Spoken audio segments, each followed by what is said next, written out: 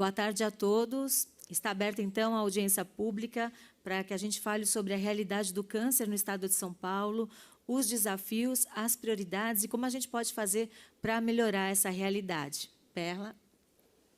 Boa tarde a todos. Sejam bem-vindos à audiência pública.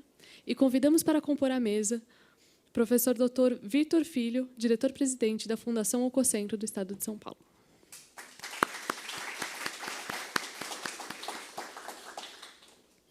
Convidamos também Luciana Holtz, presidente do Instituto Oncoguia.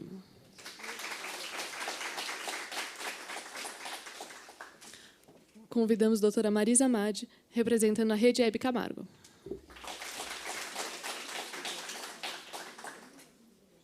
Convidamos agora Pascoal Marrancini, presidente da Associação Brasileira de Instituições Filantrópicas de Combate ao Câncer.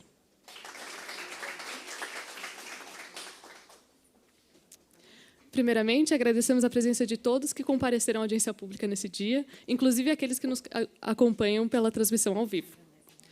Destacamos a presença de Sandra Conte, vice-prefeita de São Vicente, Audrey Barral, representando a Secretaria de Saúde do Guarujá, Michele Santos, secretária de Saúde de São Vicente, Rodrigo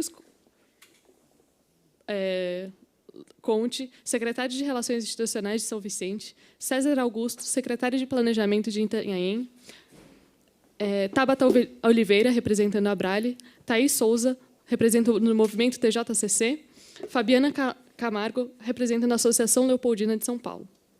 Destacamos também a presença de Zaira Moraes, representando a deputada estadual Edna Macedo, de São Paulo. Para realizar a abertura do evento, convidamos a deputada estadual Solange Freitas. Bom, eu vou falar aqui mesmo, que eu quero ser bem rápida, né, para dar espaço para que a gente discuta esse assunto. A ideia dessa audiência surgiu no ano passado, de uma outra audiência que nós fizemos também em parceria com a Oncoguia. Nós falamos sobre a questão da vacinação do HPV e a importância dos jovens, das crianças e adolescentes serem vacinados para a gente erradicar o câncer de colo de útero e também prevenir outros tipos de câncer. Outros tipos de câncer. E aí, dessa audiência, surgiu uma carta que a gente enviou em ofício para o governador, pedindo que, se não estava tendo a vacinação, se as mães não estavam levando seus filhos para darem a vacina do HPV, que a vacina fosse até as escolas, né? Que a gente levasse a vacina até as escolas. E houve um retorno positivo. O governo do estado está fazendo a multivacinação nas escolas nesse período, e além de outras vacinas também que estão sendo dadas para os estudantes. Isso é muito importante para a gente entrar nessa luta para erradicar o câncer de colo de útero.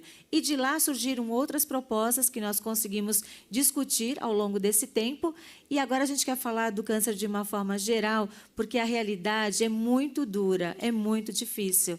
Então, os números estão aumentando e o avanço da saúde, do governo do estado, do governo federal, em relação a fazer esse atendimento, está sendo muito mais devagar e o avanço tem sido muito rápido, as pessoas estão ficando doentes e o tratamento não está na mesma velocidade. Eu estou apresentando um videozinho bem curtinho para vocês verem que a gente tem falado sobre o assunto, tem lutado nesse meu primeiro ano de mandato sobre isso. A gente fala, a gente discute, mas a gente também tem cobrado do governo do estado mais agilidade e algumas coisas nós estamos conseguindo ajudar. Então, vamos ver esse vídeo, é bem rapidinho, só para vocês verem essa luta nossa. Aí detectou o câncer, né? Você olha e aí você fica assustado, claro. Mas eu falei, meu Deus, será que essa doença vai fazer com que eu não possa mais realizar tudo que eu venho fazendo na minha vida? Eu falei, então vamos à luta. Vamos lá, em fevereiro eu operei. No meu caso não era quimioterapia, era radioterapia que tinha que ser feita.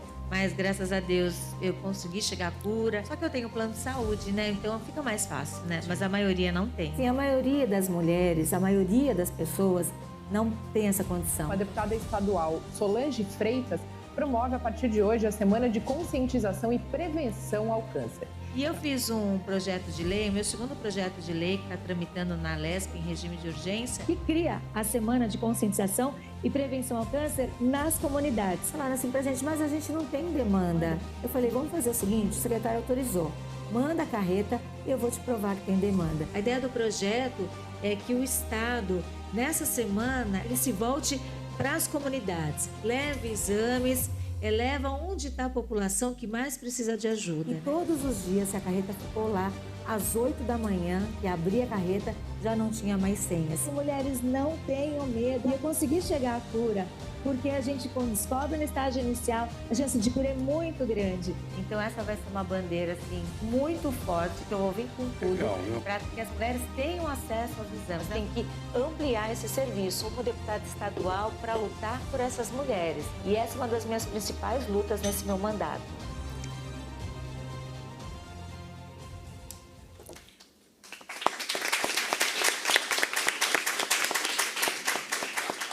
E hoje é o dia de luta, né, contra o câncer. E se meu projeto já tivesse sido aprovado, nós estaríamos essa semana no estado inteiro fazendo essa semana de conscientização e prevenção ao câncer. Nós fizemos, como eu falei no vídeo, a semana de conscientização em São Vicente, né? Está a secretária de saúde, a Michele, está a vice-prefeita aqui também, a Sandra Conte. Nós fizemos a semana de conscientização e foram resultados maravilhosos, né? A gente conseguiu levar a carreta da mamografia, a carreta da cidadania, as unidades de saúde ficaram abertas para fazer vários tipos de exames de prevenção ao câncer. E o que a gente fez em São Vicente ano passado é o que a gente quer fazer no estado todo. Então, o projeto está tramitando, acho que esse semestre vai ser aprovado e a gente vai, no ano que vem, nessa semana, nós vamos estar fazendo essa ação em todo o estado. Por isso, a importância da gente estar lutando, falando em todo lugar, como vocês viram ali, em todos os lugares eu tenho falado sobre essa luta para que mais e mais pessoas se engajem na gente nessa campanha. E a parceria com a Oncoguia tem sido muito importante, né, para a gente conquistar esses resultados. A gente não faz nada sozinho, né? Só com união que a gente consegue avançar. Então, eu agradeço a participação de vocês, é muito importante vocês estarem aqui hoje, e é muito importante o que a gente vai ouvir hoje, porque os números são assustadores, então a gente precisa avançar nos cuidados de quem tem o câncer. Como vocês viram, passei pela doença em janeiro de 2021, cheguei à cura e quero que outras mulheres também tenham a mesma condição que eu tive de fazer o tratamento e chegar à cura. Muito obrigada.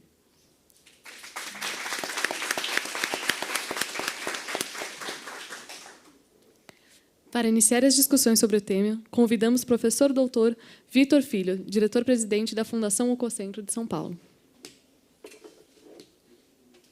Boa tarde a todos e todas. Bem,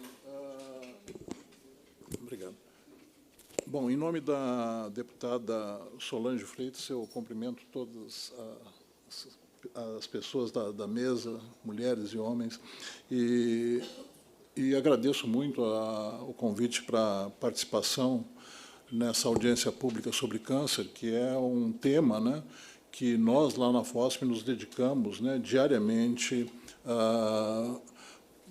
tratamos diariamente dessa questão, né, para tentar estabelecer o controle do câncer no estado de São Paulo. E claro, temos uma parceria também com a Oncoguia, que é uma ONG que realmente consegue fazer essa comunicação, né, em câncer, que é uma coisa muito importante, né? Então, é um prazer estar aqui junto com todos vocês. Bem, os meus comentários, a maioria dos meus comentários, estão dentro, né, de um documento chamado Agenda para a Oncologia 2022-2030. Isso foi preparado, né, pelo Comitê de Referência em Oncologia do Estado de São Paulo, e nós, inclusive, entregamos esse documento, né, para o secretário da Saúde. Então, muito do que eu vou comentar já está lá, e certamente, né, a doutora Marisa Madi depois também deverá fazer referência a esse documento. Bom, eu queria começar dizendo o seguinte, que o câncer, né, é a segunda causa de morte no estado de São Paulo, né, assim como no Brasil, após as doenças cardiovasculares. Quer dizer, esse é o primeiro aspecto, tá certo? Que é uma doença, então, importante, né? Ela representa uma causa importante de mortes, né, na população. Agora, vamos discutir um pouco a questão da incidência. Quando eu falo de incidência em câncer, eu estou falando dos casos novos de câncer anuais. Quer dizer, os casos que ocorrem anualmente, né, os casos novos de câncer. E o que está acontecendo, né, no estado de São Paulo, assim como no Brasil, e isso também é um fenômeno mundial, né, a incidência está aumentando, né? E por que nós temos esse aumento da incidência de câncer? Primeiro, é a questão do envelhecimento populacional. 3/4 desse aumento da incidência é decorrente do envelhecimento populacional, tá certo? O outro 1/3 decorre, né, das variações da prevalência de fatores de risco para câncer. O câncer é uma doença multicausal, tem múltiplos fatores envolvidos, então as variações que ocorrem na prevalência, ou seja, na proporção, né, desses fatores de risco na população, então pode variar e contribuir então para o aumento da incidência do câncer, né, ou seja, dos casos novos de câncer anuais. Bom, outro aspecto é a questão da mortalidade, né? A mortalidade por câncer, em geral, considerando todos os cânceres, também está aumentando, né, no Brasil e no estado de São Paulo, tá certo?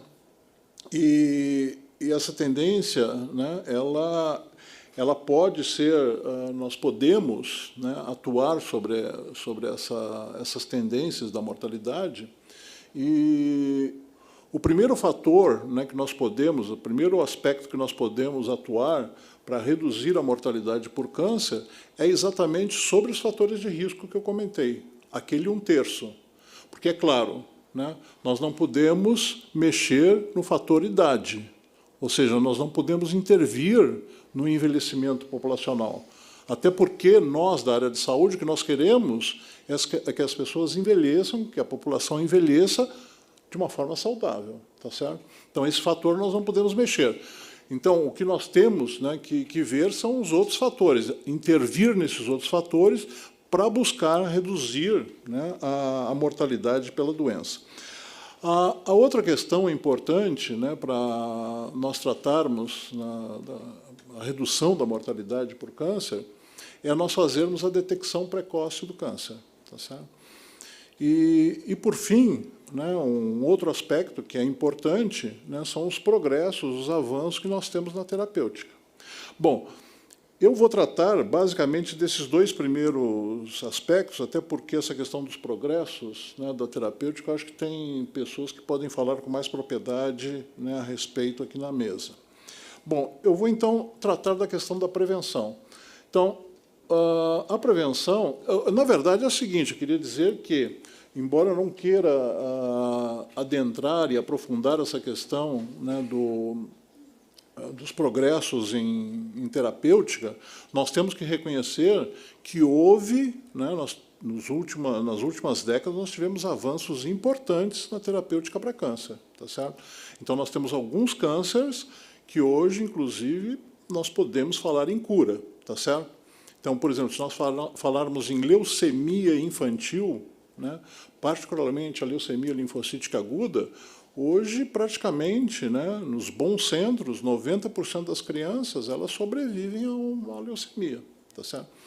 E outro aspecto importante em relação ao tratamento, né, aos avanços do tratamento, também é com câncer de mama. Agora, tem outros cânceres, né, que são comuns no estado de São Paulo, como, por exemplo, o câncer de pulmão e o câncer de estômago, em que as terapêuticas não avançaram, né? Nós não conseguimos ainda ter desenvolvimentos, visualizar, né, desenvolvimentos na terapêutica que sejam eficientes, né, para essas doenças. Então, as pessoas tendo essas doenças, o risco de elas virem, né, a falecer, a ir a óbito num período de 5 anos é bastante alto. Então, por isso que a prevenção é importante. Então, eu quero destacar isso. Bom, quando nós falamos em prevenção, né, o primeiro aspecto que eu queria chamar a atenção é o tabagismo. O tabagismo é a principal causa de câncer. E essa é uma história de sucesso que nós temos no Brasil, tá certo? Uma das poucas histórias de sucesso que nós temos. Então, no final do século passado, né, na última década do século passado, a prevalência de fumantes na população brasileira é alguma coisa em torno de 30%, 35%. Tá certo? E agora, mais recentemente, né, com os programas que foram realizados, enfim, com todo o trabalho, né, de comunicação, enfim, nós estamos hoje com uma taxa de 10%. Claro que nós podemos ainda melhorar isso, né, porque há países em que a prevalência, a proporção de fumantes é menor. Mas é uma história de sucesso no Brasil, isso não há dúvida. E nós já começamos a ver o efeito disto, tá certo? Então, se nós observarmos câncer de pulmão em homens, nós já vemos uma tendência à redução, né, da mortalidade, tá certo? E possivelmente o fator que está influenciando, que influenciou essa tendência, é a redução do tabagismo nesses últimos 20, 25 anos que nós temos esse programa. Porém, né, apesar desse sucesso no tabagismo, o consumo de álcool está aumentando na população, tá certo? E este é um problema porque o câncer, o álcool, né, as bebidas alcoólicas, o álcool é uma substância cancerígena, tá certo? E segundo um relatório do ano passado, o panorama, né, do consumo de álcool no Brasil, 17% da população brasileira faz uso de forma abusiva do álcool, tá certo? Então, esse é um problema que nós temos. Agora, na minha opinião, o principal problema que nós temos hoje é a questão do sobrepeso e da obesidade, tá certo? Este é um fator de risco para inúmeros cânceres, tá certo? Inclusive cânceres que são muito comuns, como câncer de mama em mulheres, câncer de próstata em homens, câncer de cólon, tá certo? Então, a obesidade, né, é muito relacionado, né, na verdade, após o tabagismo, é o segundo fator mais importante. Claro que esse fator, né, da obesidade está associado a outros fatores, como a dieta inadequada, né, e com o sedentarismo. Tá certo? E esse conjunto, então, ele é um fator de risco importante, né? Esse conjunto, o sedentarismo, alimentação inadequada, levando ao sobrepeso e obesidade, né? Isto é um fator de risco importante. E o que acontece é assim, nós no Brasil, né, título apenas de comparação, nós temos uma proporção na população, né, de obesos que é menor do que aquela que tem nos Estados Unidos. Porém, o número que nós temos de pessoas com sobrepeso, né, é maior do que a que tem nos Estados Unidos, com a população americana. O problema é que o sobrepeso, né, tudo indica que a pessoa caminha para a obesidade, né?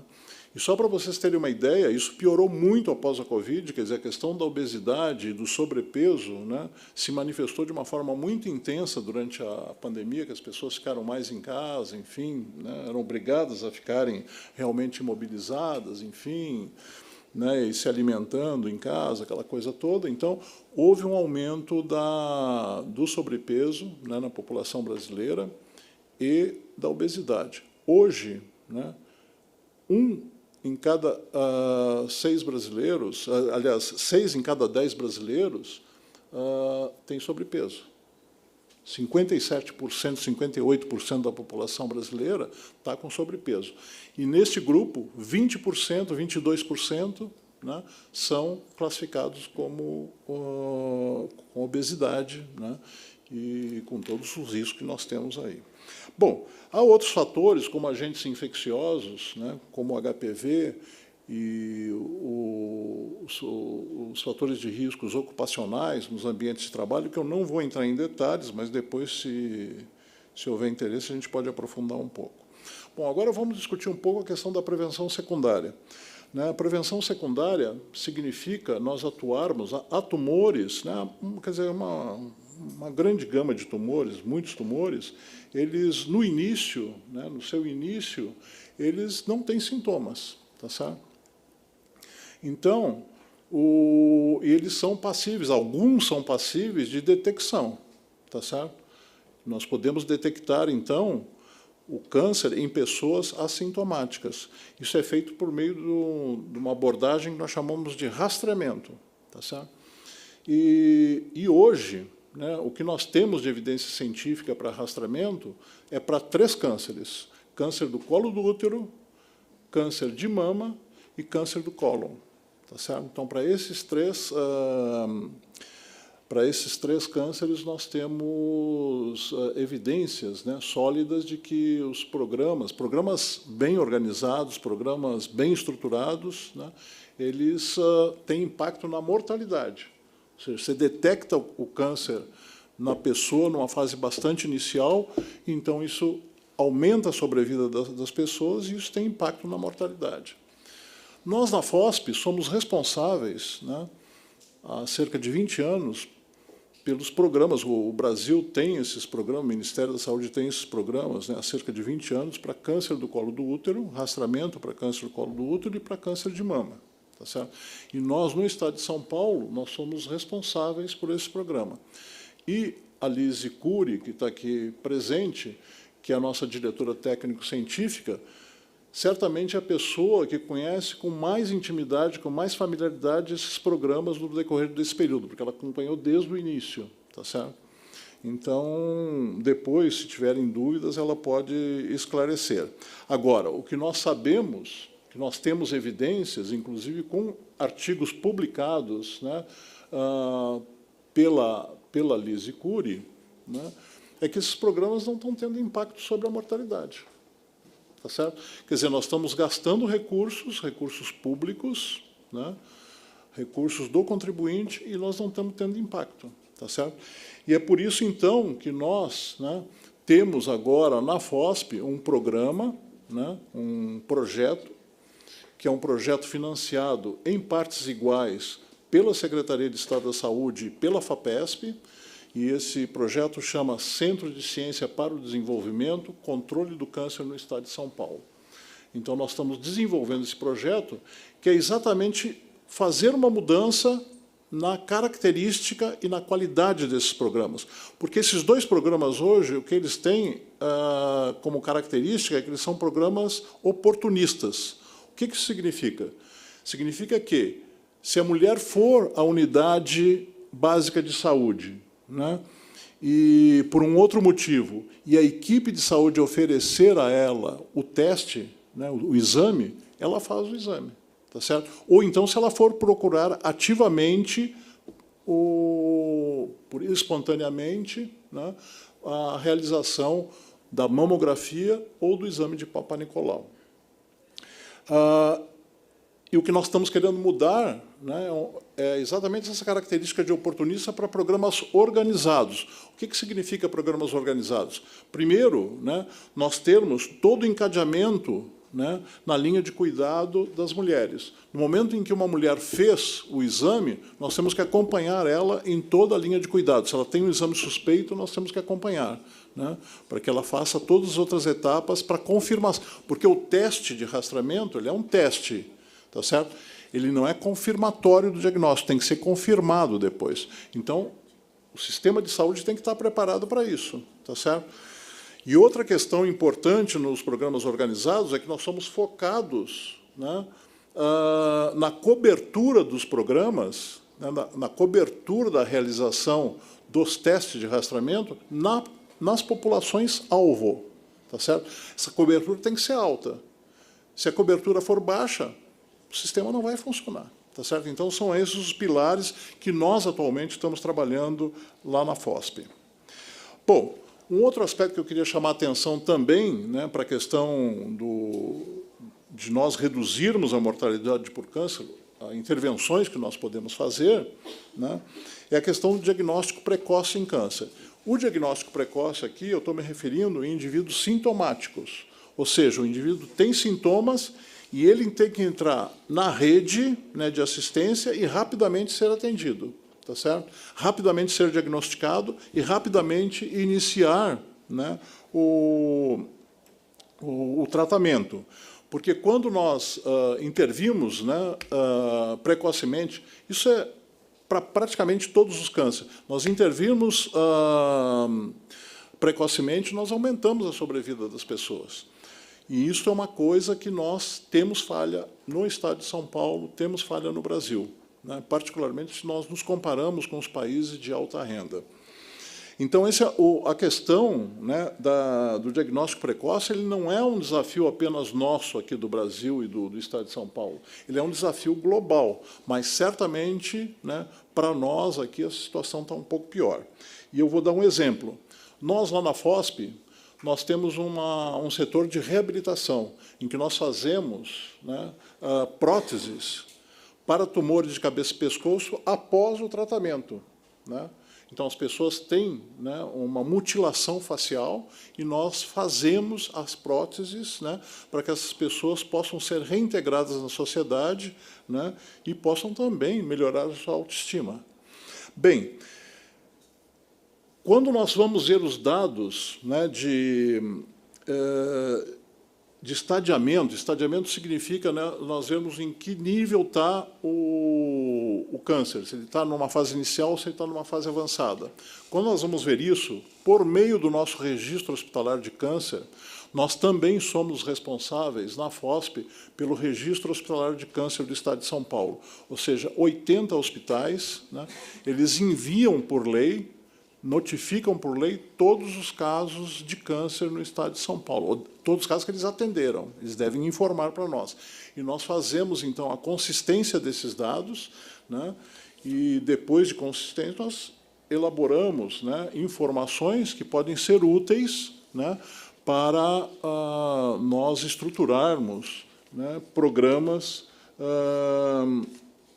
de atenção ao câncer. Bom, então, com base nesse registro de câncer, os tumores de cabeça e pescoço que chegaram na FOSP, que foram notificados à FOSP, no nosso registro, no período de 2015 a 2019, apenas uma pessoa com câncer de cabeça e pescoço em 4 é que tiveram um diagnóstico em fase precoce. Ou seja, 75% já chegaram numa fase avançada. Quando eu estou falando um câncer de cabeça e pescoço numa fase avançada, eu estou dizendo que essa pessoa tem, primeiro, uma sobrevida, um risco de sobrevida muito baixo. Segundo, que ela vai ter tratamento, né, a abordagem terapêutica nela é muito agressiva. E, com isso, realmente vai para a mutilação de rosto, mutilação facial, e isso exige prótese, né, para recuperar tanto a função quanto a estética, tá certo? E isto, claro, que significa um custo elevadíssimo, né, para o Estado e também para as famílias. As famílias também, né, têm todo o impacto para o paciente do ponto de vista psicológico e tem impacto social, financeiro, tá certo? Bom, então essa é uma outra questão que nós vamos ter que trabalhar. Como que nós vamos fazer isso? É uma discussão, porque é um problema que está aí colocado no mundo, mas aqui nós estamos numa situação um pouco pior. Bom, e por fim, para encerrar aqui, eu nem sei o meu tempo como é que anda, mas só para encerrar, eu queria chamar a atenção sobre um aspecto, que é informação em câncer.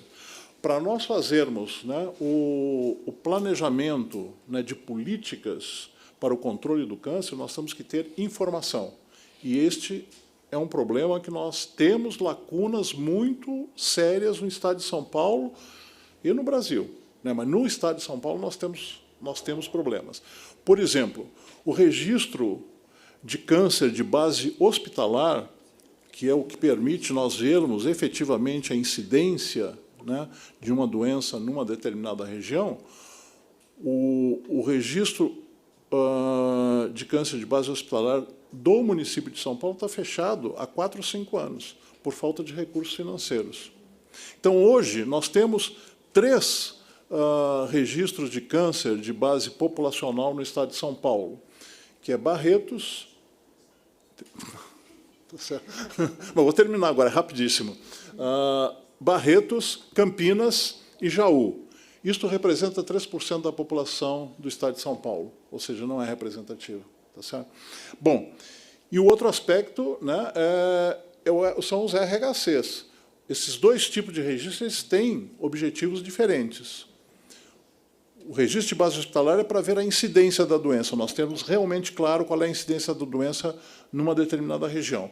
O registro hospitalar de câncer, o objetivo é nós vermos como que está a qualidade da assistência ao câncer numa determinada região, tá certo? Nós somos responsáveis lá na FOSP, mas nós temos 4 funcionários, 2 epidemiologistas e 2 funcionários auxiliares. Não preciso dizer para vocês que nós temos que fazer toda a consistência, entrar em contato com os hospitais, para gerar ainda informações e pesquisas sobre esses dados, às vezes fica muito difícil. Era isso, muito obrigado, e eu estou à disposição se houver interesse em discutir algum aspecto desses que eu coloquei. Obrigado.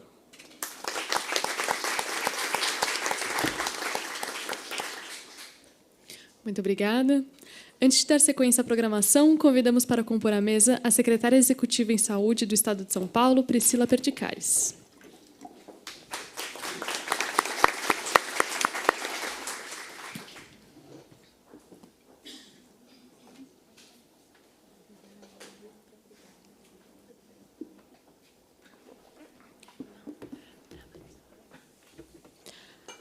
Agora, convidamos a doutora Marisa Amade, representando a Rede Hebe Camargo, para falar sobre o cuidado do câncer, identificação de gargalos e oportunidade de atuação. Bom, boa noite a todos. Queria cumprimentar a deputada Solange Freitas e parabenizar pela iniciativa dessa audiência pública. Trago também um abraço para o professor Paulo Hoff, que não pôde estar aqui. Cumprimento também a Luciana Holtz, também muito parceira aí, né, da Rede Hebe Camargo, de toda nessa luta contra o câncer, e todos os outros componentes da mesa, companheiros de luta, né, também aí dessa luta que tem cada vez crescido mais, né, professor Vitor? Eu trouxe, então, uma apresentação para falar um pouco sobre o Comitê de Referência em Oncologia do Estado de São Paulo e as ações que nós estamos trabalhando lá. O professor Vitor referiu um documento que a gente produziu no final de 2022, muito motivados com os novos gestores que estariam assumindo, né, em 2023. Então, essa também a minha apresentação está baseada nesse documento. Pode passar o próximo. O Comitê de Referência em Oncologia do Estado de São Paulo ele foi criado em 2011, com o objetivo de ser um comitê técnico de apoio ao secretário de Estado da Saúde. Então, na ocasião, ele foi composto, então, pelos representantes de todos os CACONs do Estado, dos Centros de Referência em Oncologia. A FOSP tem assento, a Secretaria também tem assento. Ele é coordenado pelo professor Paulo Hoff, que é o representante do ICESP, do Instituto do Câncer do Estado de São Paulo. Eu tenho ali um papel de secretária executiva do comitê desde o início. Na ocasião, a gente fez, então, um diagnóstico da situação do câncer no Estado e foi proposto, então, esse plano de 2011 a 2014, nessas 4 perspectivas, né? Prevenção, diagnóstico precoce, assistência e cuidados paliativos e manejo da dor. E o comitê, então, passou a trabalhar esses temas em conjunto com a Secretaria da Saúde, com a FOSP, o comitê sempre trazendo aí os pareceres técnicos, as referências técnicas. Eu trago um pouquinho algumas ações e projetos que foram desenvolvidos ao longo desse período, desde então. E acho que o principal, o inicial, foi definir quais eram as referências de condutas terapêuticas mesmo, para a rede oncológica no Estado naquele momento. Foi escolhido, então, o Manual de Condutas do ICESP, para que vocês entendam um pouco, talvez, o papel do ICESP nessa rede. O ICESP é o único hospital que atende totalmente, é o hospital do SUS, totalmente dedicado à oncologia e próprio da Secretaria. Então, por isso, ele se tornou aí uma referência técnica para o Estado. Então, na ocasião, foi escolhido então, o Manual de Condutas e se estabeleceu essa ideia de formação de uma rede. Na ocasião, eram mais de 70 hospitais habilitados em oncologia no SUS. Então, qual que era a ideia? A ideia é que o paciente, onde ele estivesse nessa rede, ele tivesse o mesmo padrão de atendimento. E esse comitê, então, se reunindo uma vez por mês, pelo menos, com suas câmeras técnicas, fosse dando subsídios técnicos para essa assistência no Estado como um todo. Eu trouxe algumas ações que foram desenvolvidas ao longo desse tempo, vou destacar algumas delas. Então, a gente fez um trabalho, na ocasião, de diagnóstico de todas as unidades. Nós fizemos uma visita a todas as unidades, um formulário com levantamento da capacidade dessa rede. Foi um trabalho em conjunto, a Coordenadoria de Regulação da Secretaria participou, a FOSP participou, alguns técnicos do ICESP.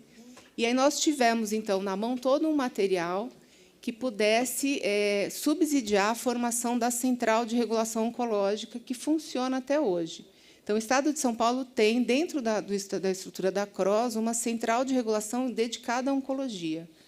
E isso é uma grande ferramenta. Até hoje, a gente é muito subsidiado no comitê por relatórios e situações que a própria regulação oncológica nos traz. Ela consegue identificar gargalos. Então, a gente teve, por exemplo, no início dessa implantação, muitos problemas com as filas cirúrgicas. Aí a gente começa a ver a fila cirúrgica resolver, e aí vem um pouco a fila muda de lado. Então, a central de regulação é uma ferramenta que consegue fornecer para o gestor muitos subsídios. Uma outra questão que eu acho que é importante a gente destacar foi a atuação desse comitê na análise de novas tecnologias, de incorporação de novos tratamentos. O Estado de São Paulo também tem uma lista que vai um pouco além da lista do SUS, de medicamentos que são fornecidos em algumas unidades específicas. E o comitê teve um papel bem importante na definição desses medicamentos. É uma ação também que nós estamos resgatando para manter essa lista sempre atualizada.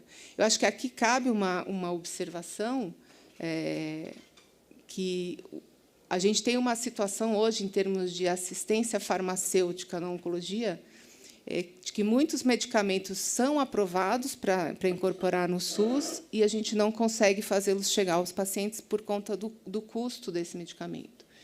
Então, se vocês tiverem curiosidade, tem um documento na área de posicionamento da Sociedade Brasileira de Oncologia Clínica, que tem todo o descritivo dessa situação, quais são esses medicamentos e as diferenças de valores.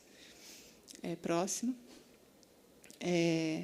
Mais recentemente, assim, esse comitê continua sendo um apoio técnico para a Secretaria. Mais recentemente, a gente teve aí a aprovação do protocolo de alta suspeição, que é um protocolo que orienta a rede para melhorar o diagnóstico do câncer. Então, o papel do comitê foi auxiliar na definição desse protocolo, que é um protocolo técnico, que exames que pede, quais exames que devem ser sinais de alerta. E aí, com isso, então, a Secretaria tem feito toda uma rodada de treinamentos pelas regiões de saúde. E também o protocolo de acesso, que são os critérios para encaminhamento dos pacientes para os hospitais oncológicos. Então, são esses tipos de trabalho que o comitê acaba trabalhando bastante junto ao gestor. Pode passar o próximo. Então, essa agenda para a oncologia, que foi produzida mais recentemente, a gente acabou trabalhando... Pode passar o próximo. A gente acabou trabalhando em 5 grandes eixos. Vou só destacar aqui algumas diretrizes que a gente acha importante, que, de uma certa forma, a gente entende que são os gargalos e os desafios atuais para a oncologia no Estado. No eixo 1, a discussão foi estabelecer um modelo assistencial. Então, um modelo de atenção em rede é o que a gente defende, de trabalhar sempre esse paciente em redes assistenciais. A importância do registro hospitalar do câncer, já foi aqui falado pelo professor Vitor, mas é importante destacar. E tem uma ação que o comitê tem estudado para fazer, que é de incorporar nos cursos de graduação de medicina e da saúde como um todo a disciplina de oncologia. A gente entende que esse conhecimento, hoje são pouquíssimas faculdades de medicina que têm disciplina de oncologia na graduação. Então, a gente está focando aqui a formação do médico geral. Então, se o médico geral tem esse conhecimento, ele vai ficar alerta para os sinais e sintomas, e isso deve melhorar o diagnóstico precoce do câncer. Então, essas são as 3 ações de modelo assistencial. Em termos de prevenção, o professor Vitor já falou, mas acho que é importante a gente trabalhar na redução à exposição em fatores de risco e também trabalhar principalmente na cobertura vacinal de HPV e hepatite B. Né? Não é concebível a gente ter situações em que temos a vacina e a gente não consegue, então, atingir a cobertura necessária. Podemos prevenir o câncer com uma vacina. Né? Próximo. No eixo 3, detecção e diagnóstico precoce, então, rastreamento de câncer de mama e colo de útero, é importante destacar essas ações. Trabalhar com a população a percepção de sintomas. Isso é importante, a gente trabalhar campanhas, né, de forma que não só os fatores de risco, mas também os sintomas sejam algo consciente da população. E você pulou já para mim. Eu já vi que o meu tempo está esgotado. Já estou indo, está acabando. Não, só mais um antes. Isso. Estava no 3. Isso. E o fluxo de alta suspeição, que eu já comentei aqui, que foi elaborado o protocolo de alta suspeição, todos esses com foco realmente em diagnóstico precoce. O paciente chega antes, chega mais precoce, o tratamento é mais efetivo e a gente tem menos sofrimento nessa cadeia. Próximo. Em relação ao acesso a tratamento de qualidade, como eu já falei, a questão de acesso a medicamentos é importante. Já mencionei a dificuldade, às vezes, que a gente tem nessa questão do financiamento. Estamos elaborando uma proposta de avaliação dos serviços habilitados para que a gente tenha sempre mantendo aí um controle de qualidade desses CACONs e UNACONs habilitados.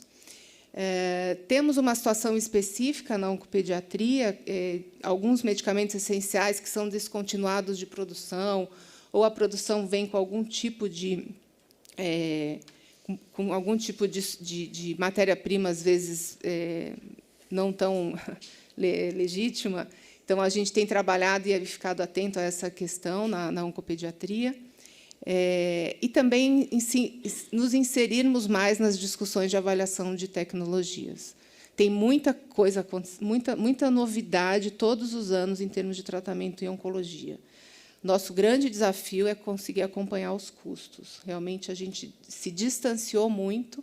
O SUS não tinha uma distância tão grande como ele está tendo agora do setor privado e o Brasil como um todo dos países desenvolvidos.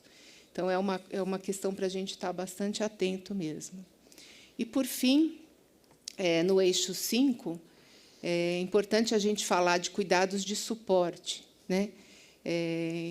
Nós temos duas diretrizes aí que tratam especificamente de uma situação em que os CACONs e UNACONs acabam ocupando seus leitos com situações de um paciente oncológico que poderia estar sendo tratado no nível secundário e liberando esse recurso, esse leito, para um paciente que precisa de tratamento. Então, cuidados paliativos é um exemplo disso, terapia renal substitutiva é um outro exemplo, e outras situações em que poderíamos ter aí uma parceria entre CACONs e nível secundário, hospitais de nível secundário, para que a gente pudesse ter mais fluidez e mais espaço para trazer novos pacientes na oncologia. E a questão dos cuidados paliativos é algo que realmente a gente vai se debruçar bastante. Agora, mais recentemente, teve aí uma portaria específica sobre isso. Então, de trabalhar essa rede de leitos, né, de cuidados paliativos aqui no Estado. Acho que era isso que eu tinha para apresentar. Essa foi a nossa principal motivação, né, professor Vitor e Sônia. A Sônia também está aqui, a gente trabalhou isso a algumas mãos, que a gente realmente conseguir reduzir essa mortalidade por câncer e conseguir fazer os tratamentos o mais precoce possível. Então, era isso, também estou à disposição para outras questões. Obrigada.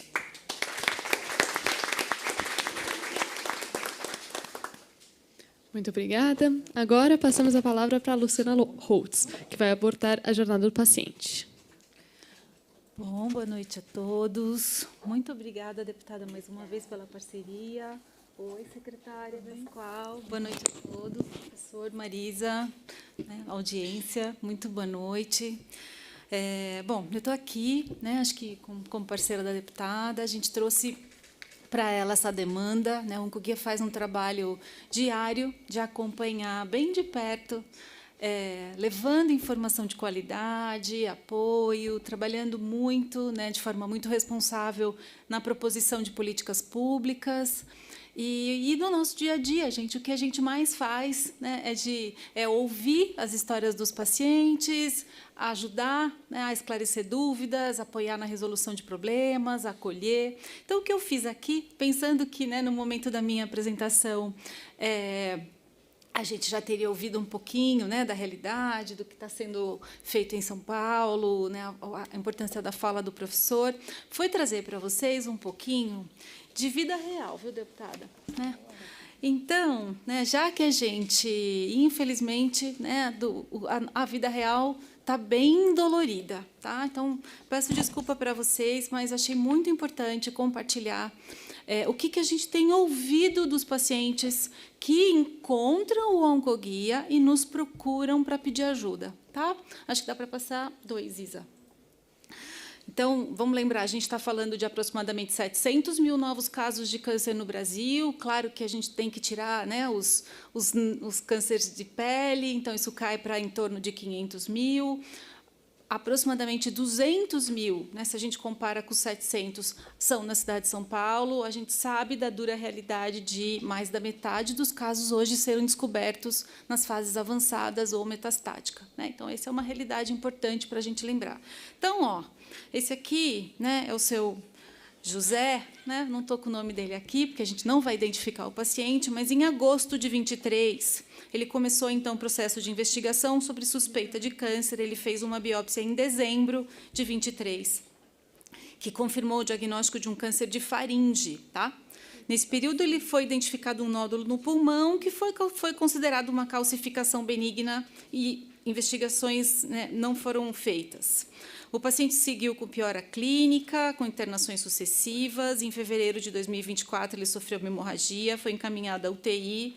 Durante a internação, ele estava com metástase pulmonar.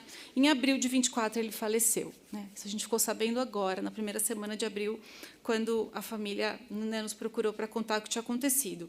Ele sabia que ele tinha câncer pela biópsia realizada, ele nem chegou a começar nenhum tipo de tratamento.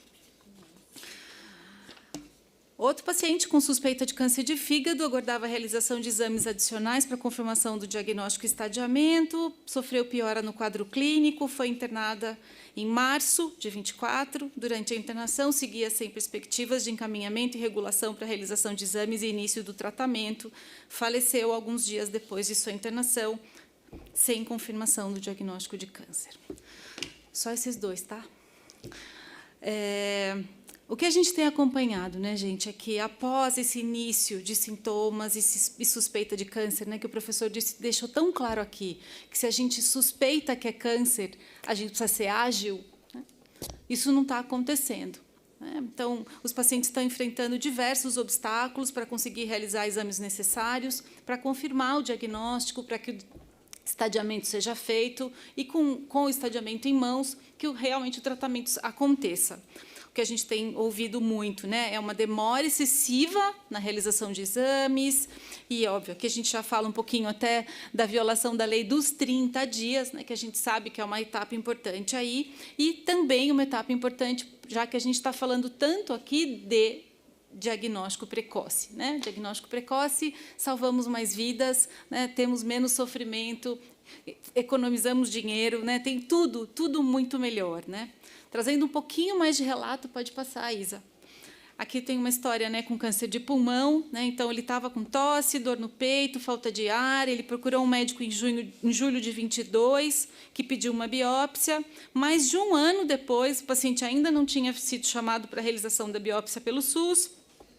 E aí ele pagou, né? Ele optou por pagar a biópsia. Um paciente de câncer de próstata tinha diagnosticado há 6 meses. O paciente aguardava exames adicionais. e ele aguardava também a consulta com o oncologista, né? A gente já sabe que, diante do câncer, tratar é urgente. E o que a gente tem visto, então, também é uma demora importante para o início do tratamento, né? Obviamente, com o descumprimento da lei dos 60 dias. A gente tem uma perguntinha aqui, né? Cadê o oncologista? Né? Tem uma demora para conseguir chegar no oncologista, para que essas pessoas consigam ser vistas pelo médico, para que o próximo passo aconteça. Muitos problemas no encaminhamento nos serviços de saúde. E tem uma coisa que é muito angustiante desses pacientes que nos procuram, ele não tem onde ligar, né? Ele não tem onde falar que lugar da fila que eu estou, né? Não existe uma transparência na fila, não existe, né, um processo claro, com prazos, com transparência, né, para que o paciente minimamente saiba onde ele está e o que vai acontecer nesse tempo que ele espera. Aqui vou trazer mais um paciente, então, um paciente de câncer de rim, mais de 4 meses após o diagnóstico de câncer de rim, o paciente seguia aguardando agendamento para a realização da sua cirurgia. Após 6 meses sem resposta, foi para a judicialização, né? Estava esperando, não aguentou mais, acabou judicializando. Uma paciente de câncer de mama, a paciente foi diagnosticada com câncer de mama, ela nunca tinha sido informada sobre o seu tipo de câncer, ela é atendida por um médico diferente a cada consulta, e ela foi coagida a não procurar uma segunda opinião, né? Ela aguarda 2 meses para realizar o agendamento da próxima consulta, necessária para a prescrição da sua próxima quimioterapia. Essa paciente de endométrio, né, em dezembro de 23, ela estava cansada de esperar, ela já tinha sido diagnosticada com um câncer de endométrio, ela ficou aguardando a sua cirurgia, até que ela resolveu procurar pelo hospital, porque ela estava com um sangramento excessivo. Quando ela chegou no hospital para questionar, ela foi avisada que a cirurgia dela tinha sido agendada para setembro, então ela perdeu a cirurgia e ela nunca tinha sido avisada que era em setembro a cirurgia. Então, ela está de novo agora em abril. Ela procurou a gente essa semana, para contar que ela está sem saber o que acontecer, já com sangramento excessivo, né, e com muitos problemas. A gente está falando aqui, né, de o quanto é urgente a gente repensar a organização do cuidado oncológico no estado de São Paulo. Acho que os pacientes eles estão apontando, né, gargalos importantes na realização dos exames, nas consultas, né, obviamente que isso aconteça em tempo hábil. Então, estamos falando aqui de descumprimento da lei dos 30, da lei dos 60. A gente adora o protocolo de alta suspensão, né, Mar? A oportunidade que a gente tem, já sei dessa história, né, Sônia, desde o comecinho, mas a gente sente que ele não acontece mesmo na prática.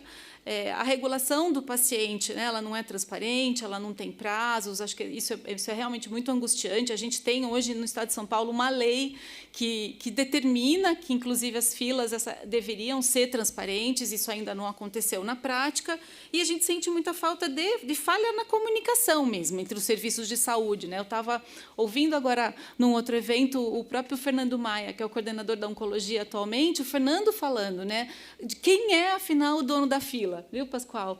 Cadê a fila? Quem é o dono da fila? Qual é o tamanho dessas filas? Quantas pessoas a gente tem? E, enquanto a gente realmente não tiver tudo isso transparente, eu fico sentindo o quanto difícil é a gente tomar decisão. Até o gestor. Afinal de contas, é o onco que está faltando, né? O cirurgião que está faltando, né? Como é que a gente realmente apoia até para educar a população, organizar com esse paciente o quanto faz sentido ele esperar ou não, né? Então, acho que consequências nós todos sabemos, então não estamos diagnosticando precocemente. Pode passar, Isa. Os pacientes estão esperando, né, com a evolução dos seus quadros clínicos durante essa espera, e a gente está vendo o tempo inteiro, né, a quantidade de casos avançados. Os pacientes e seus familiares eles buscam alternativas, né, a famosa vaquinha, ou então pede para os amigos pagar. Então, existe aí uma questão de toxicidade financeira importante acontecendo. Judicialização da saúde, que a gente sabe, né, que é um efeito importante de tudo isso que a gente está discutindo aqui, e os pacientes falecendo, né, sem no mínimo começar o seu tratamento.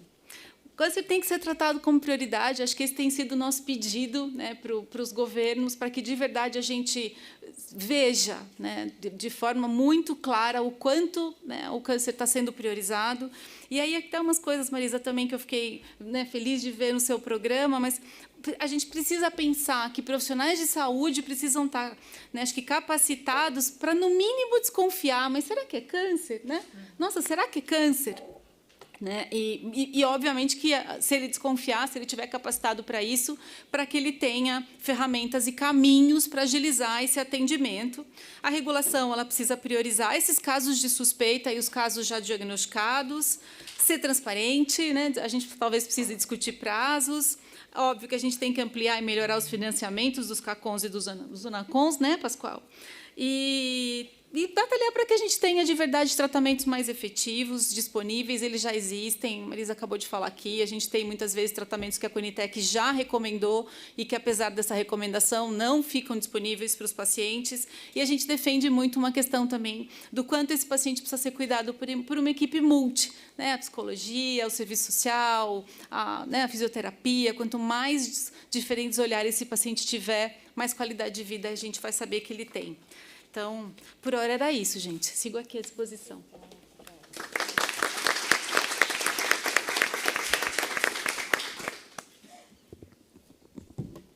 Passo agora a palavra para Pascoal Marrancini, presidente da Associação Brasileira de Instituições Filantrópicas de Combate ao Câncer. Boa tarde a todos. Gostaria de agradecer à deputada pelo convite para estar aqui presente. Saúdo a doutora Priscila, em nome da Secretaria da Saúde, em nome aos demais integrantes da mesa. Bom, falar um pouquinho da visão, né, para a efetivação do cuidado do paciente oncológico, na visão dos prestadores de serviço, eu diria que, realmente, ela é uma visão um pouco turva, né? Nós não temos hoje uma visão ampla desse cuidado. O doutor Vitor falou de progressos e avanços. Realmente, nós tivemos grandes progressos e avanços na área de oncologia, mas que, infelizmente, nós, enquanto prestadores de serviço, não podemos colocar em prática por uma série de burocracias, né? O senhor falou de câncer de pulmão, né? É tão fácil o diagnóstico de câncer de pulmão através de uma tomografia com biópsia, que há uma dificuldade enorme dos prestadores em realizar esse procedimento. E aí fica o paciente sem esse diagnóstico aí numa fila esperando, né? Sabe-se lá quando, para ter esse diagnóstico, né? A Luciana falou, né, do problema que os pacientes acabam pagando, e hoje eu falo que o doutor consulta é, talvez, o maior fornecedor de diagnóstico para esses pacientes do SUS por conta dessas dificuldades.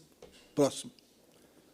Nós temos aí, praticamente, desde 1990, que foi quando da criação da Lei 8.080, né, que criou a Lei Orgânica da Saúde, que se começou, né, a dar a esses pacientes do SUS, né, uma possibilidade de tratamento. Já são 34 anos que existem portarias, leis voltadas para a oncologia, mas que, infelizmente, nesses 34 anos, a gente não conseguiu ainda fazer, né, com que nós tenhamos um diagnóstico ágil, um tratamento rápido para esses pacientes. Próximo. Nós sabemos que nós, enquanto prestadores, e a lei nos define, né, dentro dos CACONs e UNACONs, uma integralidade no tratamento da Política Nacional de Prevenção e Controle do Câncer, né, que são consultas, diagnóstico diferencial, tratamento por cirurgia, radioterapia, oncologia e cuidados paliativos. Então, nós, enquanto prestadores, a maioria está preparada para dar o tratamento nessa integralidade aos pacientes. Próximo.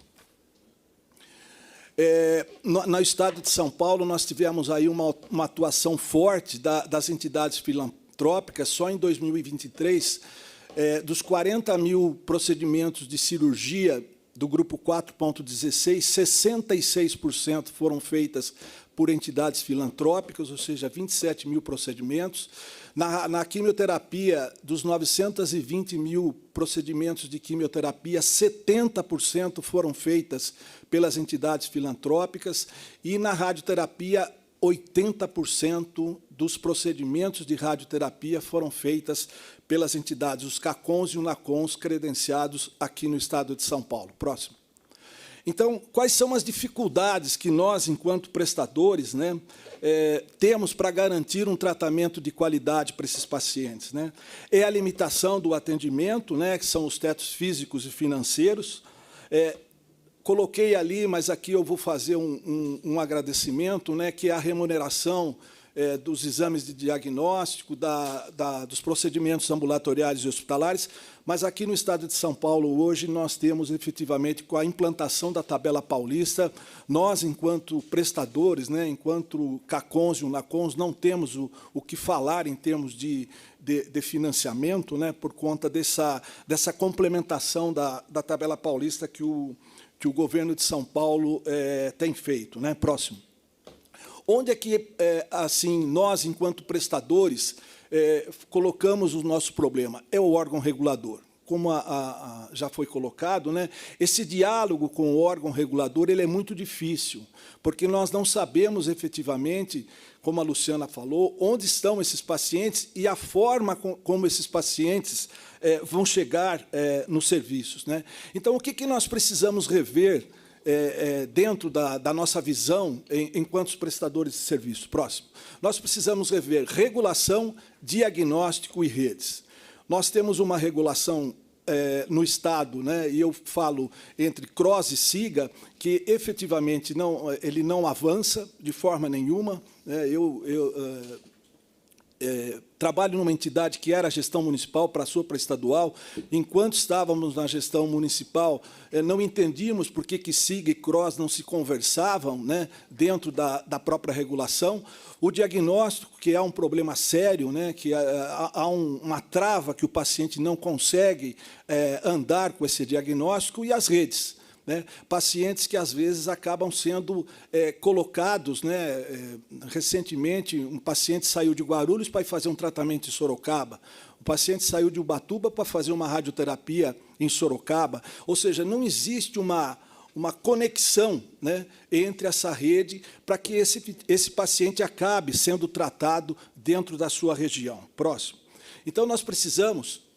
O que nós vemos hoje é que diagnóstico, regulação e rede é um serviço completamente desorganizado, ele é desarticulado e ele é desestruturado. Então, a gente fala que nós estamos num sistema 3D na área de câncer. Próximo. A gente precisa que os atores do processo, tanto gestores, seja federal, estadual e municipal, usuários e prestadores de serviços, precisam sentar numa mesa para conversar e ver quais são os problemas que os usuários têm, que as redes de atenção têm, as unidades básicas, né, e que os próprios prestadores de serviço acabam tendo. Próximo.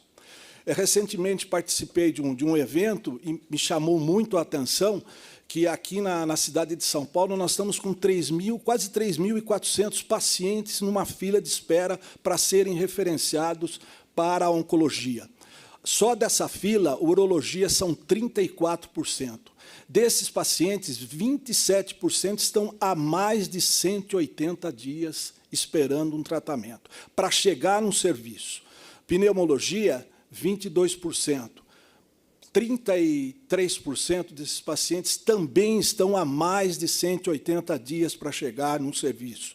Aí nós temos 11% de cabeça e pescoço e 11% de gastrointestinal, ou seja, 79% compõem essas 4 especialidades desses 3.400 pacientes. Na Rede CROSS são 747 pacientes, né? Ou seja, a dermatoplástica leva aí a maior percentual, 37%, e a parte de urologia, 24%, oncologia clínica, 19%, e hemato, quase 7%.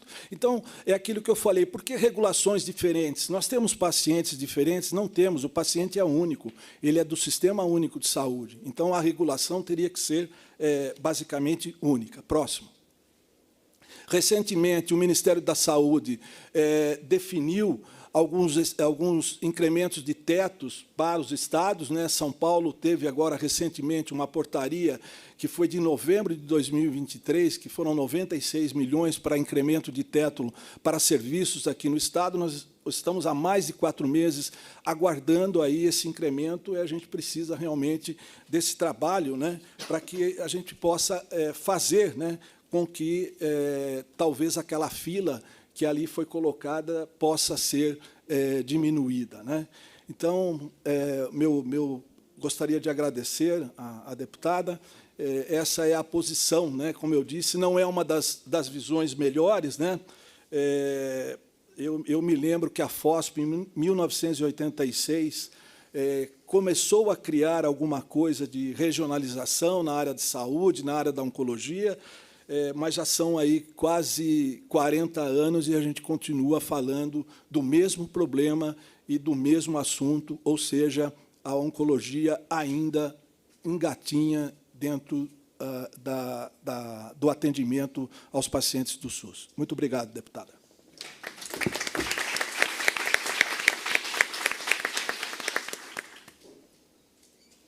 Convidamos agora Priscila Perticari, secretária executiva da Saúde do Estado de São Paulo. Obrigada a todos. Obrigada, deputada, pela oportunidade de estar aqui, em nome do qual agradeço a todos aqui da mesa, meus colegas. Queria agradecer realmente a oportunidade de colocar algumas das ações que nós estamos fazendo pelo Estado de São Paulo, Só um minutinho, deixa eu só abrir aqui. O computador está ótimo.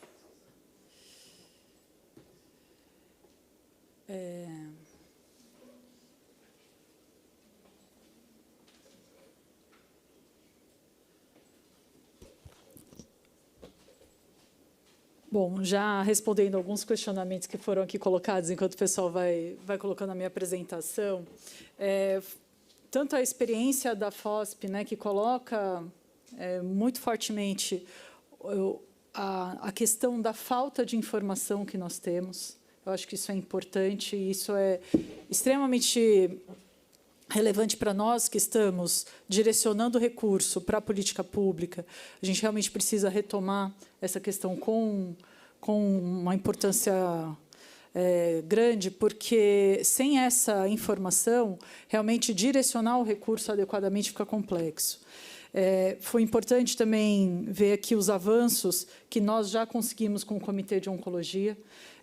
Eu acho que, principalmente nessa questão do diagnóstico precoce, né, de toda essa parte que vocês vêm trabalhando, inclusive com a equipe nossa da Secretaria, temos um avanço, mas realmente precisa ser mais... ir de forma mais transversal para a nossa rede, né? Nós sentimos isso também enquanto Estado. No momento que nós assumimos a gestão, nós colocamos a oncologia como uma das nossas principais prioridades, esteve no nosso plano de 100 dias, a questão de nenhum paciente na fila por mais de 60 dias.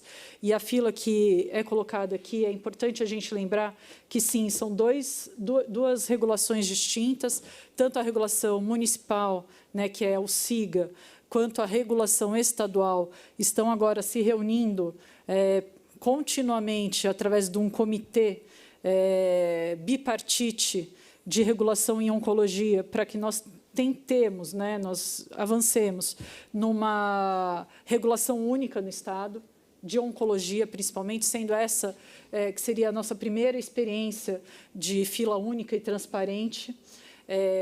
Sim, nós estamos atrasados com o cumprimento da lei, né, da lei de transparência das filas. Nós temos um projeto importante agora, até em parceria com o BID. Vocês que trabalham no Estado sabem o desafio que nós temos de contratar equipes, né, de contratar projetos grandes, né, que demandem uma equipe grande, porque realmente nós demandamos, né, de processos licitatórios, processos são complexos, e nós não temos a equipe com a expertise interna necessária. Então, com esse comitê de oncologia, que nós já iniciamos em parceria com toda a DRS1 aqui, de RAS 1 a 6, que é a DRS1 aqui do município de São Paulo, a gente espera que nos próximos 2, 3 meses a gente consiga já dar uma resposta mais assertiva em termos de ações em relação a essa questão da regulação do Estado. Se puder passar, por favor. Aqui a gente trouxe a nossa rede de alta complexidade oncológica, tanto em termos de CACONS e UNACONS. tanto da gestão estadual quanto da gestão municipal.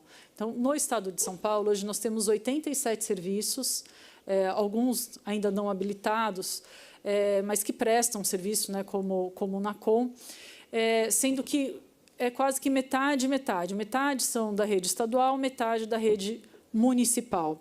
E esse recurso é distribuído pelo Ministério também meio a meio, né? Ele vai não só para o Estado, porque quando falam de alta complexidade, sempre falam alta complexidade é responsabilidade do Estado.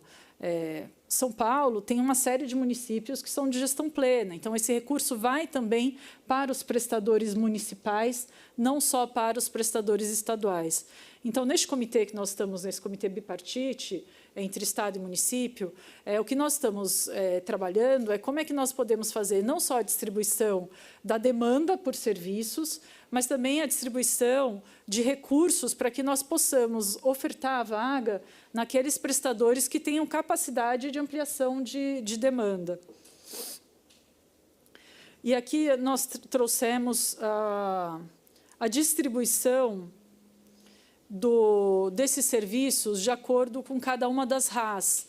Então, por essa tabela, nós notamos que existem algumas regiões que elas são suficientes e até, às vezes, superam a quantidade de serviços habilitados, mas a gente tem outras regiões que elas são deficitárias em termos de serviço. E nós fizemos um estudo na Secretaria, um estudo recente, porque certamente a questão da demanda de oncologia ela vem com muita força para nós, né? Principalmente por conta do cumprimento da lei dos 60 dias. E o que nós queríamos realmente observar é, bom, frente à demanda de serviço que nós temos, o que nós temos de prestadores e oferta de serviço disponível na rede. E nós notamos que, para alguns serviços, nós já temos quase que uma suficiência dentro da rede, né? Principalmente serviço de quimioterapia. Mas, para outros, como a radioterapia, ainda nos falta muito serviço. Então, dada a demanda que nós temos hoje, ou a estimativa de casos, né, para o nosso Estado de São Paulo, nos faltaria ainda ter o dobro de serviços habilitados em radioterapia. É bastante coisa, nós temos muito trabalho ainda a fazer em termos de eficiência das nossas unidades, né, não só o aumento de prestadores, mas também o aumento da eficiência das nossas unidades. Pode passar, por favor. Aqui algumas normativas para a rede oncológica, algumas das quais vocês já trouxeram, depois eu vou deixar aqui para a consulta de vocês. Pode passar. A questão do protocolo de autossuspensão em oncologia, que isso eu acho que tem que ser um foco especial da Secretaria, principalmente nas nossas redes do município. Aqui no Estado, a gente tem um pouco mais de capacidade, né, para diagnóstico precoce, mas, realmente, muitas vezes, quando vem esse paciente vem da rede básica, ele já vem com estadio um pouco mais avançado. Pode passar, por favor.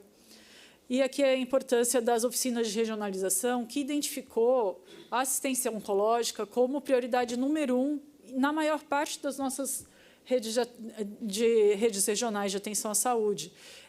Tanto a oncologia como saúde mental são questões que nós vemos trabalhando aqui junto com a Alesp em diversos projetos, mas, para isso, nós fizemos essa criação do Comitê Gestor Bipartite da Rede de Oncologia, na região metropolitana de São Paulo, comitê esse que vem se reunindo mensalmente, em algumas vezes até quinzenalmente. Pode passar, por favor. Aqui nós trouxemos a recomposição de teto da oncologia que o senhor trouxe, porém, não são 90 milhões, são cerca de 400 milhões de reais que foram... porque tem uma recomposição de teto e tem um aumento de teto também. Isso foi agora publicado na última sexta-feira. Então, essa questão que estava realmente represada lá na secretaria, agora foi dado o andamento, e isso vai conseguir fazer com que nós consigamos realmente atender mais pacientes e atender melhor ainda nossos pacientes. Pode passar, por favor.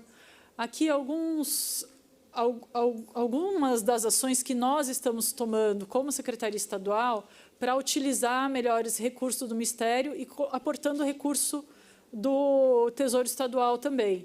Então, nós estamos ofertando mais sessões de quimioterapia e mais sessões de radioterapia no Santa Marcelina, no Hospital São Paulo, no próprio IAVC, no Hospital Heliópolis, com um aumento considerável no número, principalmente de quimioterapias e cirurgias, e também mais um turno na radioterapia. Nós estamos adquirindo, abrimos o processo para aquisição de mais um acelerador linear no Hospital Heliópolis e também no Hospital de Referência de Saúde da Mulher. Os dois hospitais têm já casa-mata, então nós conseguimos implantá-las com um pouco mais de agilidade, demora cerca de 1 ano, mas é muito mais rápido do que a construção de uma casa-mata nova. Então, no Luzia Pinho de Melo também, no Hospital Geral de Guarulhos, no próprio ICESP. Pode passar.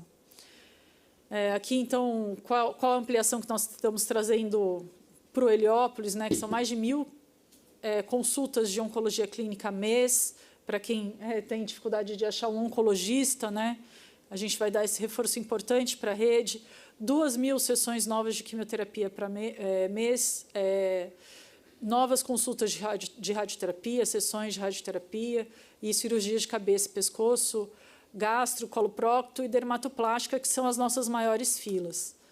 Pode passar. A ampliação da oferta de radioterapia aqui nessa região de São Paulo. Para o Estado, a gente tem mais aceleradores, até em parceria com o Ministério da Saúde. Então, um acelerador e uma braquiterapia para o Hospital da Mulher, um acelerador para o Hospital Heliópolis, mais um acelerador para o Hospital São Paulo, chegando aqui para esta DRS-1 de São Paulo. E temos essa novidade, que é o Hospital Estadual da Rota dos Bandeirantes, que também vai vir com acelerador linear, também vai ter um apelo forte na parte de oncologia, ele vai ser muito similar ao Hospital Mário Covas, em termos de abrangência de atendimento em oncologia, e nós acreditamos que vai ser um reforço importante, porque aquela região é uma região, apesar de Barueri ser uma cidade rica, uma região que realmente precisa ter um reforço de alta complexidade. Isso vai aliviar os nossos serviços aqui da cidade de São Paulo. Pode passar. E também na Baixada Santista, nós fizemos agora ampliação através de um convênio no Hospital Guilherme Álvaro, que vai aliviar a pressão aqui pelos serviços da cidade de São Paulo, porque tira mais de 400 pacientes que estavam subindo e descendo. Essa questão do senhor ter colocado, do paciente ter que sair de Sorocaba, ir para, sair da Baixada, ir para Sorocaba, enfim. São questões que nós estamos estudando junto com esse projeto que nós estamos fazendo da regionalização e trazendo soluções para o uso melhor do recurso, para que o paciente fique mais próximo de casa, tenha um pouco mais de qualidade de vida. Pode passar. E aqui a gente trouxe o incremento que foi importante na tabela SUS paulista, e eu trago alguns exemplos. Por exemplo, a tabela SUS paulista ela é aplicada para as entidades filantrópicas.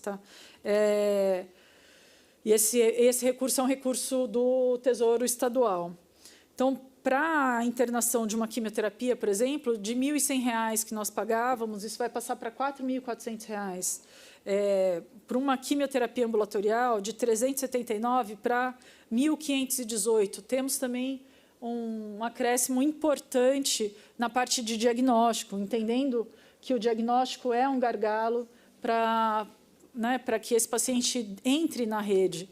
E, muitas vezes, esse paciente fica vagando pela rede e a gente entende que essa é uma questão que a gente precisa tratar com muito cuidado.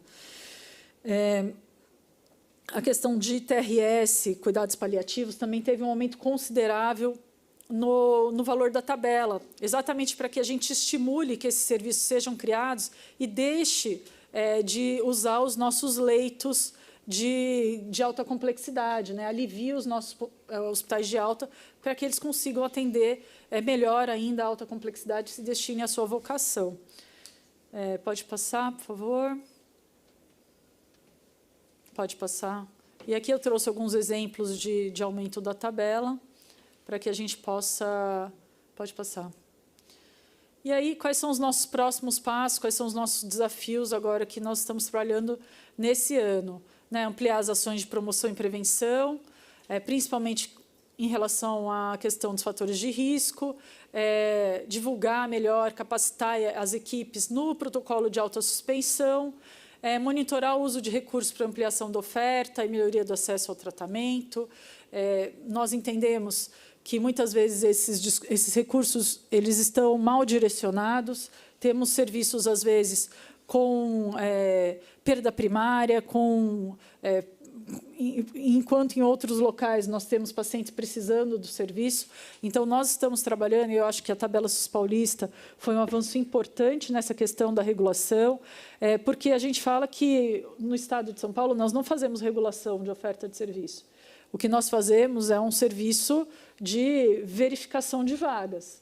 A regulação não está no Estado. Então, essa é uma questão que nós precisamos mudar, e nós fizemos um movimento importante no início do ano, que foram nas segundas oficinas de regionalização, que é fazer com que os prestadores e os municípios assinassem que, em contrapartida daquele recurso, nós teríamos as vagas, né, que é uma coisa meio óbvia, né, do tipo, nós estamos pagando as vagas, nós queremos elas para a nossa regulação, mas isso não era feito até então. Então, esse é um avanço importante na nossa relação com os prestadores. E a questão dos cuidados paliativos, que a doutora Marisa trouxe aqui com bastante propriedade. Fico à disposição, caso precisem de qualquer dúvida adicional. Obrigada.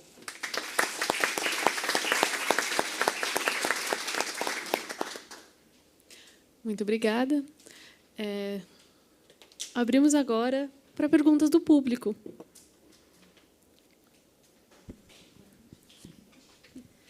Seria interessante também se a secretária Michele gostaria de falar algo sobre esse trabalho todo, porque chamou a atenção também os casos aqui que foram relatados, os casos, né, que a Luciana da Oncoguia mostrou, de pessoas que não estão conseguindo esse tratamento, né, não estão conseguindo nem fazer o tratamento, né, e, infelizmente, morrem. E os relatos que, de repente, a cidade de São Vicente, a preocupação que tem, né, até a questão da oficina de regionalização que teve, se teve algum avanço, o que a gente poderia fazer? Você quer falar, Michele? Você quer vir aqui no microfone? Pode vir aqui ou ali. Pode sentar ali.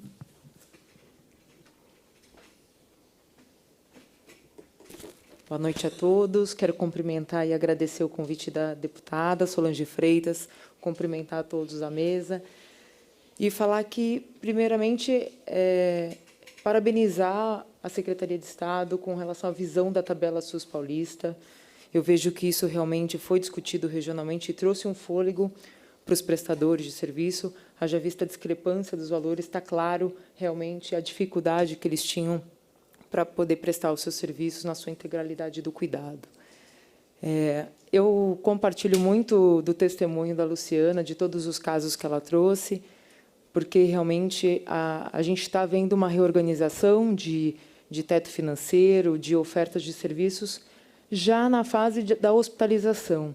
E a gente sente muita dificuldade desse paciente ser diagnosticado adequadamente, o que já foi falado aqui nessa mesa, né? A oferta dos exames. Posso falar com propriedade na nossa região da Baixada Santista, a dificuldade até para uma cintilografia, né? Então, a gente carece e precisa muito, realmente, desse olhar. A rede de oncologia também saiu na nossa oficina de regionalização, né, como um dos eixos prioritários. Então, a gente agradece muito esse espaço e o projeto de lei da deputada também, que traz esse olhar para que a gente consiga ofertar a esses pacientes minimamente esses exames, né, de rastreio, que a gente ainda vê a dificuldade da população entender a importância deles, entender a importância de uma vacina que pode, né, prevenir a questão do câncer. A gente tem que pegar esses adolescentes na unha para vacinar contra o HPV, ir às escolas realmente, né?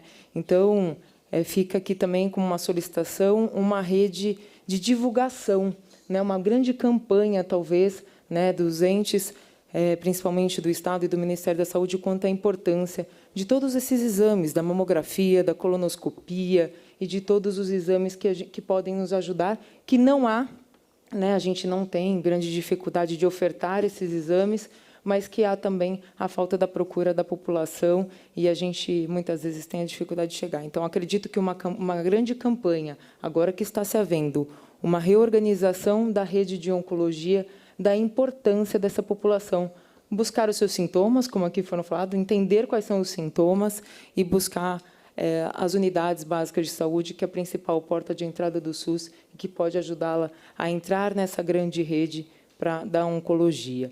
Então, peço também para a doutora Priscila Perdicares a importância do Estado olhar quanto à oferta desses exames que vão ser essenciais para o diagnóstico do câncer da nossa população.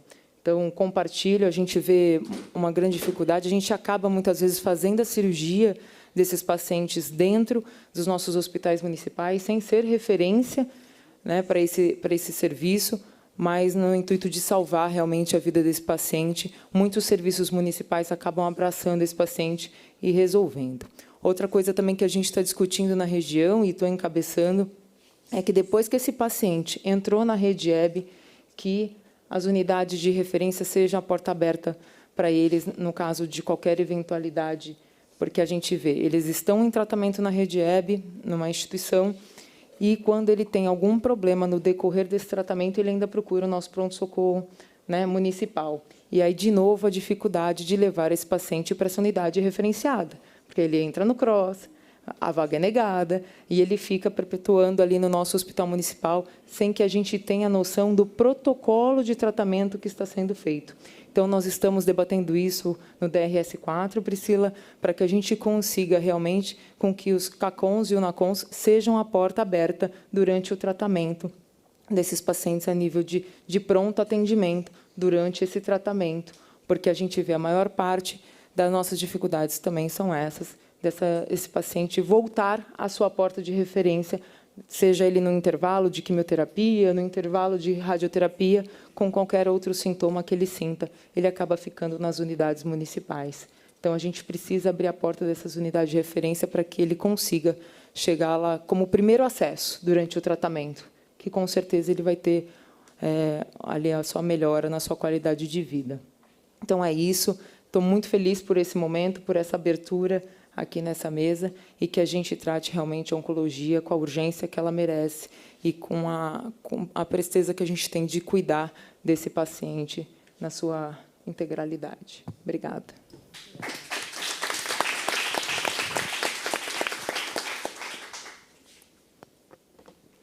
Muito obrigada. Temos duas perguntas do público aqui. Bem breve, tá, gente? Thais Souza, do movimento Todos Juntos contra o Câncer. Eu queria primeiro parabenizar pela iniciativa, o debate com o Guia e também a deputada. A minha questão é justamente sobre a nova lei de licitações. Eu queria, basicamente, entender se ela pode, em algum momento, encaminhar a gente para um desabastecimento de medicamentos. E aí não só para oncologia, mas também para outras patologias, e se isso está sendo visto como uma preocupação. Eu acho que é para mim, né, Thais?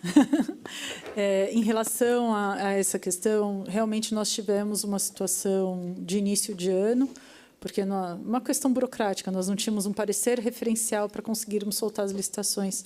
Mas isso ele impacta mais os nossos hospitais da administração direta do que os nossos hospitais administrados pelo OS, né? Então, pensando hoje, no Heliópolis, por exemplo, é um hospital nosso da administração direta, né? E os demais, tipo Maricovas, enfim, são hospitais administrados por OS que não estão englobados nessa lei. Hoje, nós já temos um parecer referencial e já soltamos as compras necessárias. Então, houve, sim, um risco de desabastecimento, questão que nós fomos resolvendo na nossa rede mesmo, em questão de empréstimos entre uma unidade e outra, mas, pelo que me relataram, está tudo encaminhado. Boa noite. Meu nome é Tabata Oliveira, eu sou da Abralha, Associação Brasileira de Linfoma e Leucemia. Gostaria também de dar os cumprimentos da doutora Caterine Moura a todos aqui e parabenizar também por trazerem esse tema tão importante no dia de hoje, 8 de abril, Dia Mundial de Combate ao Câncer. E a minha pergunta vai relacionada à Priscila também. Na realidade, são duas. Primeira, sobre medicamentos. Quando a gente está falando de cânceres oncohematológicos, aqui no estado de São Paulo, a gente tem uma deficiência muito grande em vários requisitos, mas principalmente relacionado a medicamentos. A gente tem medicamentos que estão incorporados ao SUS, mas que acabam não sendo fornecidos devido aos valores da APAC, esses valores que já estão defasados. Então, eu gostaria de saber se o Estado de São Paulo vem trabalhando algo relacionado a isso, para trazer uma melhoria a isso, fazendo ações ou algum projeto. E a segunda pergunta é relacionada à Política Nacional de Prevenção e Combate ao Câncer. Sabemos que essa política ela vai ser regulamentada, mas quem vai implementar ela são estados e municípios. E, dentro disso, sabemos que tem toda uma questão de gestão, gestão pública, gestão de políticas públicas e gestores de saúde. Esses gestores de saúde eles vão ter que estar preparados para receber essa política e fazer essa implementação. Então, eu queria saber também como o Estado de São Paulo, como a Secretaria de Saúde está trabalhando para receber a Política Nacional de Prevenção e Combate ao Câncer. Se vai ter alguma atualização do plano de oncologia, se vai ter assim algum trabalho mais ligado à política, para ser implementado, ou alguma diretriz específica para os municípios. É isso, obrigada. Em relação à questão de medicamentos, nós estamos, sim, agora com um trabalho para incorporação por forma administrativa e evitar a judicialização. Só que isso demanda, de novo, contratação de médicos pareceristas para que nos apoiem nessa avaliação, para que a gente consiga fazer isso de maneira criteriosa e técnica. Em relação à política de combate ao câncer, eu posso pedir para a Sônia responder para mim, que eu acho que ela está um pouco mais atualizada e por dentro dessa questão. A Sônia é a nossa técnica lá da Secretaria que cuida da parte de oncologia.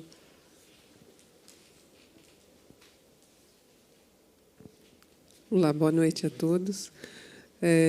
Eu até tinha te mandado uma mensagem, Priscila, falando para a gente falar um pouquinho da política. Coincidiu aí. A lei foi aprovada agora no... que você acabou no meio. Mas, assim, eu acho que a lei foi aprovada agora no final do ano. A gente está, na verdade, aí, com o COSINCA formatando as câmaras técnicas para regulamentar a lei, E eu acho fundamental uma das questões que a lei trouxe, que é a questão da navegação do paciente com câncer. Então, assim, eu acho, para mim, esse vai ser o pulo do gato, para a gente poder realmente conseguir fazer com que o que a Luciana trouxe aqui pare de acontecer. Então, esse paciente que foi lá na unidade, que colheu um exame e que ele foi positivo, ele fica hoje perdido na rede. A gente não tem um sistema informatizado para se fazer esse acompanhamento, não tem uma luzinha que acende e fala, olha, aqui piscou, esse paciente está com câncer, ele precisa ser priorizado. Então, infelizmente, a gente não tem esse sistema e a gente vai ter que realmente abraçar essa questão da navegação, de ter aí junto a municípios, gestores municipais, que não é uma responsabilidade só do Estado, e nós também no Estado, de olhar para essa questão e avançar muito na navegação aí desses pacientes. Então, assim, esses pacientes não podem, quando eles têm um exame aí diagnóstico ou uma suspeita de câncer, ficar jogados na rede. Então, o protocolo de alta suspeição trabalha com isso, mas ele não é suficiente. Então, eu acho que um grande avanço da política, e que a gente está conversando aí na secretaria, o professor Vitor falou aí do projeto da FOSP junto à FAPESP, do rastreamento organizado, mas eu acho que é uma coisa que a gente vai investir, e que eu acho que a política traz, ela está em fase aí de implementação, de regulamentação, mas é de extrema importância que esse paciente não fique solto. Então, eu acho que é um ponto final para a gente poder organizar essa rede. Tá? Então, é um ganho muito grande que essa nova lei da política traz e que, com certeza, na secretaria e também junto aos gestores municipais, a gente vai ter que investir. Tá? Perfeito. Obrigada.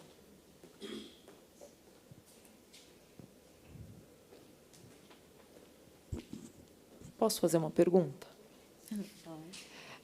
Nessa intenção de poder colocar esse paciente nesse sistema informatizado, vamos dizer assim, nós teríamos, quanto município, acesso ao histórico desse paciente?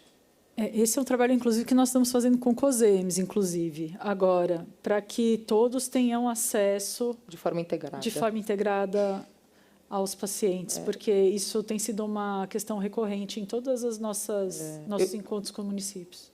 Eu digo isso pela questão até que eu coloquei, né? Quando o paciente está em intervalo de tratamento, ele acaba batendo na nossa porta e a gente não tem a noção de qual é o protocolo de atendimento dele. Eu estou na secretaria, na posição de secretária, faz uns 6 meses, né? Mas eu brinco sempre que eu voltei para os anos 90, quando eu cheguei lá. Porque, realmente, a parte de tecnologia ela precisa avançar bastante. O bom é que, hoje, nós temos, né, às vezes, alguns sistemas que são muito mais modernos, a gente já consegue ter uma escalada grande, né, em termos de tecnologia. Mas, realmente, isso a gente precisa avançar. E nós temos um projeto de saúde digital que vai trabalhar muito essa questão também da regulação. É uma das frentes importantes do nosso projeto de saúde digital. Legal, obrigada. Caminhamos agora para o encerramento da audiência pública. Acho que tivemos discussões muito produtivas, muita coisa para fazer. Passo a palavra, então, para a deputada Solange Freitas para fazer uma fala final. Quero agradecer a todos que estiveram presentes, tanto a quem veio dar esclarecimentos importantes sobre a questão do câncer para nós. Obrigada, Michele, por ter aceitado também falar um pouquinho desse trabalho. Aí deu para ver aonde que está, acho que o calcanhar de Aquiles, né, nessa questão do câncer. Sim. E acho que a gente pode avançar também, ajudar nessa questão. Eu nem falei da questão, não avancei na transparência. Aqui na LESP, nós aprovamos um projeto de lei para dar transparência na fila do CROSS, que isso os pacientes estão aguardando e muito, porque a gente recebe todos os dias pedidos. Eu estou na fila do CROSS e eu já estou um tempão procurando atendimento e não consigo. Então, eu acho que tem que avançar para que a gente realmente, a lei que foi aprovada aqui na LESP e também foi sancionada pelo governador, que ela, de fato, seja colocada em prática para os pacientes saberem quando que eles vão ser atendidos, né? O tempo de espera que vai levar para esse paciente ser atendido. Isso vai ser muito importante, pode ser até tema de uma outra audiência, e a gente, né, conversar também com o Estado para como a gente pode avançar nisso, né? Porque é um assunto difícil, né? Você dá transparência, mas ali também vai ficar a informação para todos verem que aquele paciente está naquela situação, né? Então, o que a gente pode fazer para avançar, para que essa lei seja colocada em prática de verdade, as pessoas tenham esse acesso às informações. Mas quero agradecer demais a importância da gente fazer essa audiência. Tenho certeza que daqui vão surgir outros temas para a gente discutir e avanços também, como no ano passado a gente conseguiu um avanço, acho que também depois dessa audiência a gente vai conseguir. Então, muito obrigada por todos por estarem nos acompanhando e até a próxima audiência, que eu tenho certeza que a gente vai fazer mais uma. Obrigada. Obrigada.